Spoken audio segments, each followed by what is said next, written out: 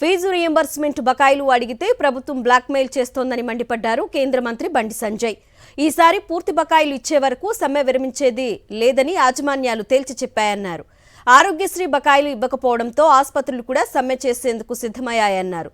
కమిషన్లు రావనే సాకుతోనే వారికి బకాయిలు చెల్లించడం లేదా అని ప్రశ్నించారు బండి సంజయ్.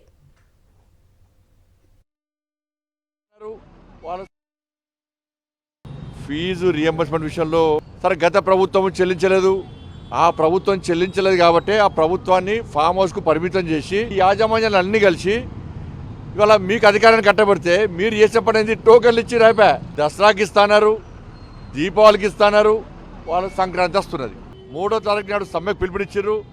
ఈసారి వెనుక పోయే ప్రసక్తి లేదు. ఇలా టోకెన్ పేమెంట్ కాదు, వాళ్ళకు 10,000 కోట్ల రూపాయలు పూర్తిగా ఇవ్వాలని డిమాండ్ చేస్తున్నారు. బిజినెస్ మీటింగ్ పెట్టిరట, అంటే బ్లాక్మెయిల్ చేయాలనుకుంటారు. ఏంది మీరు బ్లాక్మెయిల్ ప్రభుత్వం ఇది. ఇట్లా బిజినెస్ కమిటీ లేయాలంటే ఫస్ట్ మీ మీద వేయాలి. 6 గ్యారంటీలు ఇస్తా అని చెప్పి మోసం చేసింది మీరు. ఇలా ఇది అయిపోయింది. హాస్పిటల్ అందరూ సమ్మె చేస్తున్నారు. రేపటి నుంచి ఆరోగ్యశ్రీ పైసలు ఇస్తలేరు. ఇలా వాళ్ళు సమ్మె చేయడానికి, వాళ్ళు మొత్తం హాస్పిటల్ బంద్ చేయడానికి వాళ్ళు సిద్ధంగా ఉన్నారు.